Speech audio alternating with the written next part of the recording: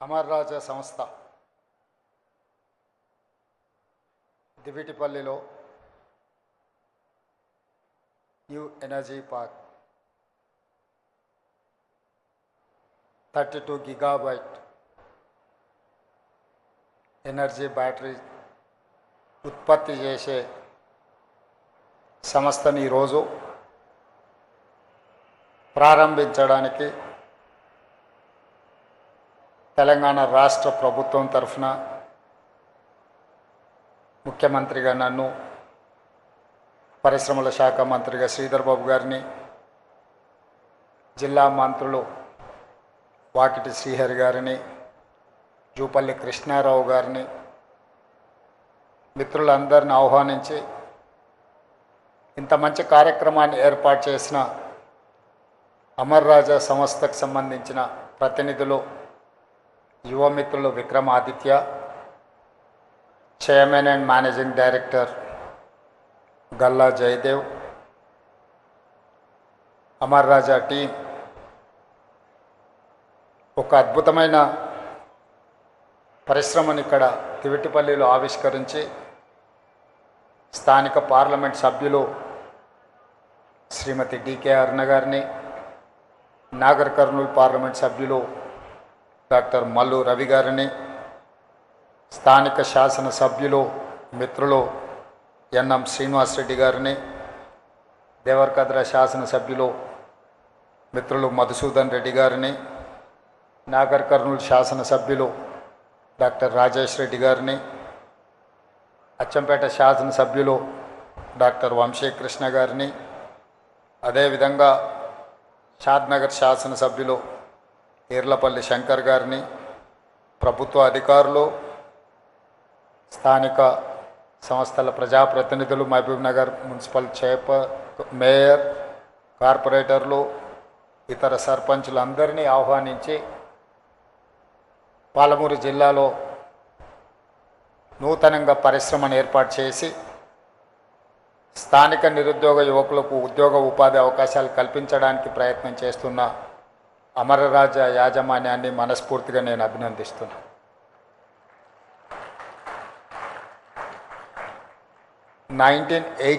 లో అమరరాజా యాజమాన్యం జై Galla father and mother Amara Raja సంస్థను అక్కడ ప్రారంభించి వాళ్ళ సొంత జిల్లా చిత్తూరులో ప్రారంభించి దాదాపుగా 40 సంవత్సరాలు పూర్తి చేసుకుంటున్న సందర్భంలో సొంత జిల్లా, సొంత రాష్ట్రం బయట మొట్టమొదట పెట్టుబడి మహబూబ్ నగర్ జిల్లాలో, మన జిల్లాలో పెట్టడం మనందరికీ గర్వకారణం. ఈ సంస్థ ప్రపంచంతోనే పోటీ పడే సంస్థ. ఈ సంస్థ ఒక గ్లోబల్ సంస్థ, global and local talent, they are trying to compete with global. ఈరోజు అమర్ రాజా సంస్థతో పోటీ పడే సంస్థ దేశంలో ఏదీ లేదు.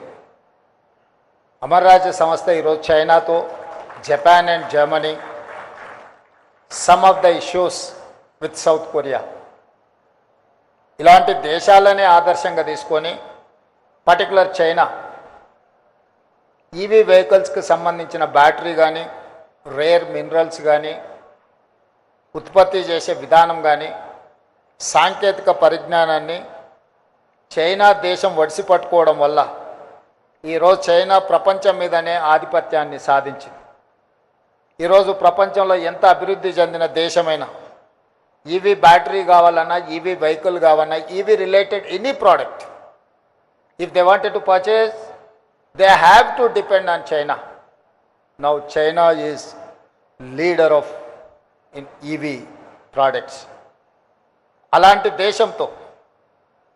దేశం నుంచే స్ఫూర్తి పొంది ఆయా దేశాలతో పోటీ పడడానికి ప్రయత్నం చేస్తున్న అమరరాజా యాజమాన్యాన్ని మనందరం సంపూర్ణంగా సమర్థించాల్సిన బాధ్యత ఈరోజు మనందరి మీద ఉన్నది.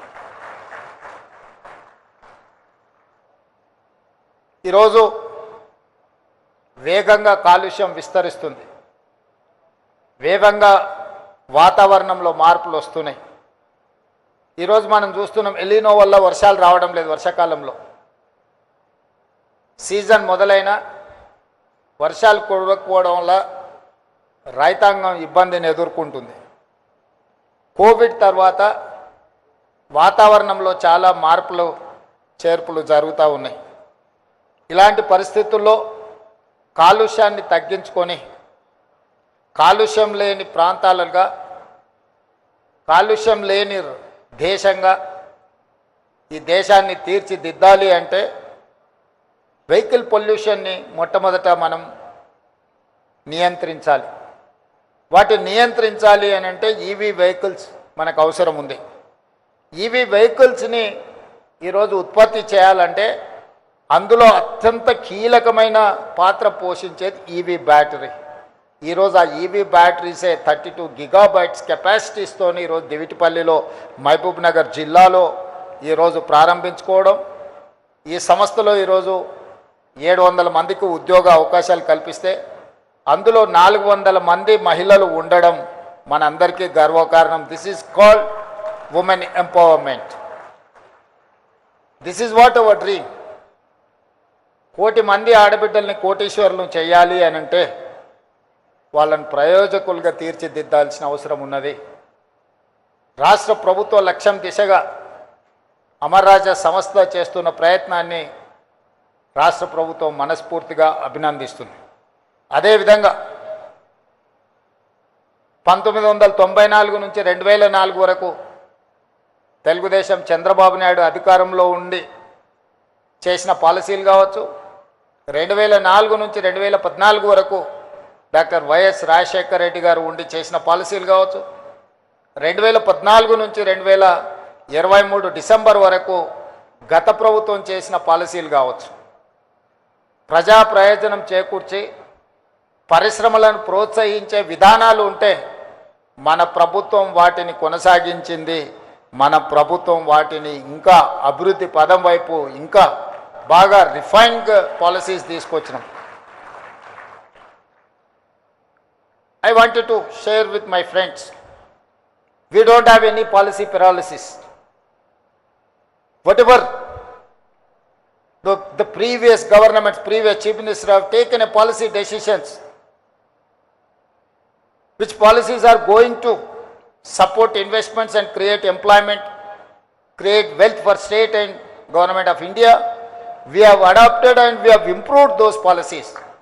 Today, I can say authoritatively, I have energy policy, I have industrial policy, I have tourism policy, I have a medical and health policy, I have a sports policy. These policies are going to raise my Telangana state, that is called Telangana Rising 2047. My focus is on improving my GDP of the country. Today my population is 2.5% in the country. I am contributing 5% GDP to the nation. But I am not happy with my performance. My target is something different. My target is 10% of GDP. We wanted to reach, we wanted to create wealth and employment from my state. Prime Minister dream is that Viksit Bharat 2047. By the time India is going to celebrate 100 years freedom celebrations, that time India wanted to reach $30 trillion economy. In that 30 trillion, I wanted to contribute 10% of GDP of this country. We are working on those lines. I have a mid-level target, that is 2034. By 2034, I wanted to reach $1 trillion economy from my state. So, Amar Raja is going to support my dream. Amar Raja is going to support Telangana rising. Now I am saying Telangana is rising. This rise is not stoppable. Telangana is going to lay down a roadmap for the country to develop, to improve our infrastructure. That is why we have dedicated our policy Telangana Rising 2047, outer ring road inside 2073 కిలోమీటర్స్లో మనము core urban region economy ఆ area service సెక్టర్గా, outer ring road, out side regional ring road, inside 10,000 square kilometres pure peri urban region ఎకానమీగా, ఈ 10,000 square కిలోమీటర్స్లో manufacturing Jones మనం చైనాతో, Japan, Germany, south కొరియాతో పోటీ పడాలి అంటే పరిశ్రమలను పెట్టాలి. పరిశ్రమలను పెట్టాలి అంటే మౌలిక వసతులు ఉండాలి.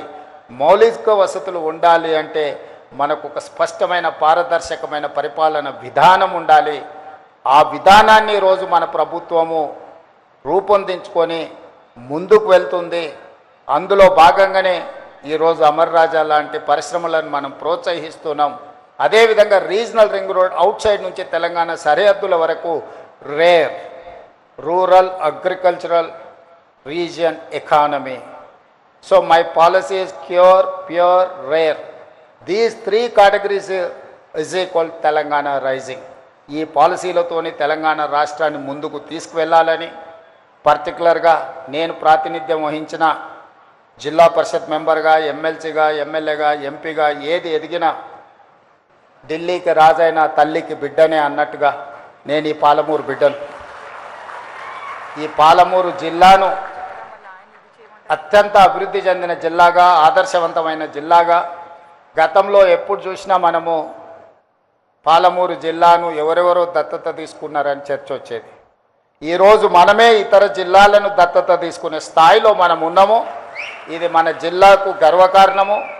అందుకే ఈ జిల్లాను మొదటి ప్రాధాన్యత కింద education, irrigation and industrial policies, these 3 are my top priorities. ఎడ్యుకేషన్లో భాగంగా IIITని ఈరోజు ఇక్కడికి తీసుకురాగలిగినాం, ఇంజనీరింగ్ కాలేజీలను తీసుకురాగలిగినాం, యంగ్ ఇండియా ఇంటిగ్రేటెడ్ రెసిడెన్షియల్ స్కూల్స్ని తీసుకురాగలిగినాం, ప్రతి కాన్స్టిట్యున్సీకి అడ్వాన్స్ టెక్నాలజీ సెంటర్స్ని తీసుకురాగలిగినాం.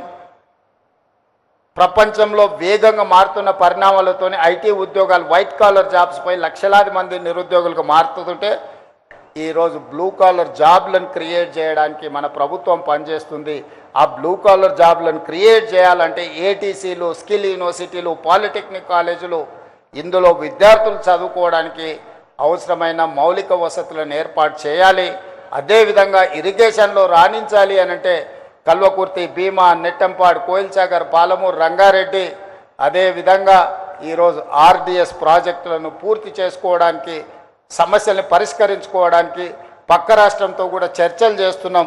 తొందరలోనే ఈ జిల్లా రైతాంగానికి శుభవార్త వినిపించబోతున్నాం. పాలమూరు, రంగారెడ్డి ఎత్తిపోతలకు సంబంధించి 90 టీఎంసీల నీటి కేటాయింపులకు సంబంధించి కేంద్ర ప్రభుత్వాన్ని, ఆంధ్రప్రదేశ్ ప్రభుత్వాన్ని ఒప్పించి అనుమతులు సాధించే దిశగా మనం ముందుకు వెళ్తున్నాం.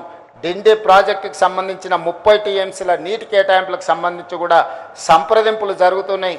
తొందరలోనే కృష్ణానది పరివాహక ప్రాంతంలో నిర్మాణ దశలో ఉన్న డిండి ప్రాజెక్టు, పాలమూరు, రంగారెడ్డి ఎత్తిపోతల ప్రాజెక్టులకు సంపూర్ణమైన అనుమతులు తీసుకొచ్చి ఈ జిల్లాను సస్యశ్యామలం చేసే బాధ్యత తీసుకొని, అదేవిధంగా పరిశ్రమలకు కూడా అనుకూలమైన వాతావరణాన్ని సృష్టించి పరిశ్రమలను, పెట్టుబడులను ఆహ్వానించి మన జిల్లా నిరుద్యోగ యువతకు ఉద్యోగ ఉపాధి అవకాశాలు కల్పిస్తాం. నేను జై గల్లా గారిని ఏ విధంగా అయితే మీ జిల్లాలో మొదటి తరం మీ దగ్గర కార్మికులుగా అంటే డ్రైవర్లో లేకపోతే ఆఫీస్ సబ్సర్వెంట్ స్టాఫ్ కింద ఉన్న వాళ్ళ పిల్లలు ఈరోజు ఇంజనీర్లుగా మారినరు. ఆనాడు ఇంజనీర్లుగా మీ సంస్థల్లో పనిచేసిన వాళ్ళ పిల్లలు ఈరోజు విదేశాలలో రాణిస్తున్నారు. అదేవిధంగా ఈ పాలమూరు జిల్లాలో చాలామంది రైతులు మీకు భూములు ఇచ్చిండ్రు. ఈ ప్రాంత పేదలు వాళ్ళ పిల్లల్ని చదివించుకుంటున్నారు. వీలైనంత మేరకు అత్యధిక ఉద్యోగాలు ఈ ప్రాంత యువకులకు ఇవ్వండి. ఈ జిల్లా ప్రజలది కష్టపడే స్వభావం, చిన్న సహాయం చేసిన జీవితకాలం గుర్తుపెట్టుకునే మనస్తత్వం. తప్పకుండా ఈ జిల్లా మీ పరిశ్రమ అభివృద్ధికి సంపూర్ణంగా సహకరిస్తుంది. వాళ్ళని హక్కున చేర్చుకొని వాళ్ళకు నైపుణ్యాన్ని నేర్పించి వాళ్ళకు ఉద్యోగ ఉపాధి అవకాశాలు కల్పిస్తారని సంపూర్ణమైన విశ్వాసం నాకు ఉన్నది. నేను ఎమ్మెల్యేగా ఉన్నప్పుడు మీ మదర్ R&B మినిస్టర్గా చాలా రోడ్లు నా నియోజకవర్గ అభివృద్ధికి సహకరించారు. దాంతో నాకు రెండోసారి ఎమ్మెల్యేగా గెలవడానికి బాగా ఉపయోగపడ్డాయి ఆ రోడ్లు. కాబట్టి మీ కుటుంబంతో నాకున్న పరిచయం, అదేవిధంగా నూతనంగా ఏర్పడ్డ బంధుత్వం. Vikram Aditya has to take responsibility. You are not only relative Jai Galla, you are relative to me. You have to take care of this district interest. Thank you.